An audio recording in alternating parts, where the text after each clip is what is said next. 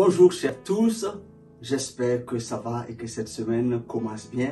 En tout cas, ma prière, c'est que vous puissiez passer une excellente semaine dans la protection et la grâce de Dieu. Garde la foi, ce n'est pas encore la fin. Pour te dire, garde la foi, Dieu n'a pas encore fini avec toi.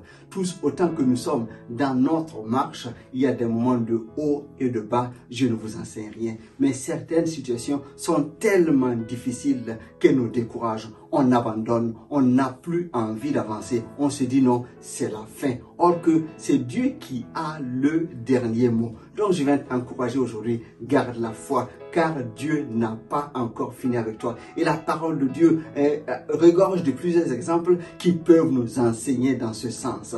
Je voudrais que nous puissions regarder ensemble la vie de Marthe, Marie, qui était une famille que connaissait bien Jésus. Parce que cette famille recevait régulièrement Jésus avec ses disciples et cette famille adorait Jésus, cette famille servait Jésus, cette famille aimait Jésus. Et Lazare, le frère des sœurs, aimait Jésus et on l'appelait Lazare qui est l'ami de Jésus. Un jour, Lazare est tombé malade, gravement malade. Le message a été envoyé vers Jésus en disant « Viens car ton ami Lazare est malade ». Jésus n'est pas venu tout de suite et quand Jésus est arrivé, Lazare était déjà mort et mis dans le tombeau. Cette histoire, nous le connaissons bien.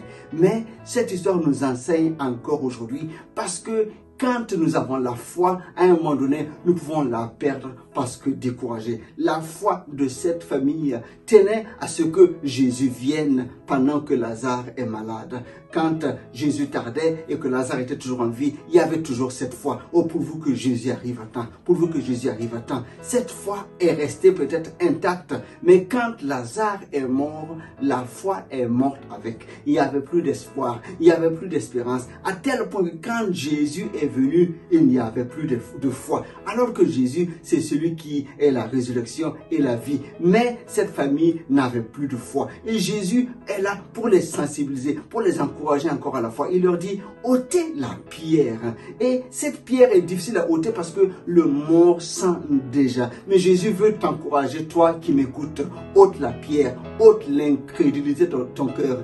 Dieu n'est pas limité par ce qu'il te limite. Ce qui est impossible aux hommes est possible à Dieu. Et si tu crois, tu verras la gloire de Dieu. C'est ce que Jésus a dit à ses sœurs. D'ailleurs, quand Jésus a eu le message que Lazare était malade, en Jean 11:4, il a dit ceci, cette maladie n'est point à la mort, mais elle est pour la gloire de Dieu, afin que le Fils de Dieu soit glorifié. Donc Jésus est venu pour manifester la gloire de Dieu. Mais cette famille était complètement dans le découragement, parce que la mort est frappée. Mais quand la parole faite chair arrive, les choses changent. Quand celui qui est la vie arrive, la mort n'a aucun pouvoir. Jésus a dit, Lazare sort et Lazare est sorti. Ceux qui étaient complètement désespérés a trouvé une solution inattendue, une solution divine. C'est ce que je viens t'annoncer aujourd'hui. Ne sois pas dans ta tristesse et dans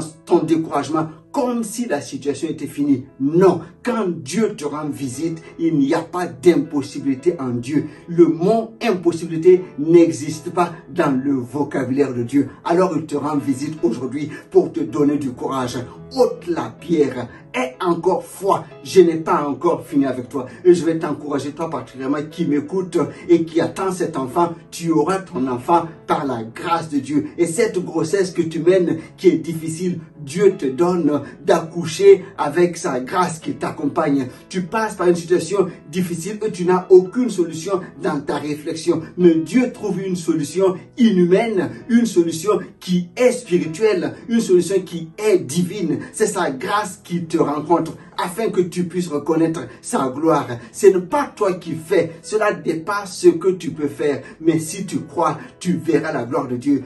Dieu n'a pas encore fini avec toi. Ne te décourage pas. Laisse-toi conduire par sa parole. Reçois la parole de Dieu et ôte l'incrédulité de ton cœur afin que tu vois la gloire de Dieu se manifester dans ta vie. Sois encouragé en cette semaine, sois béni et à la semaine prochaine, je t'invite à t'abonner. Reste connecté. Bye bye. Que Dieu te bénisse. À bientôt.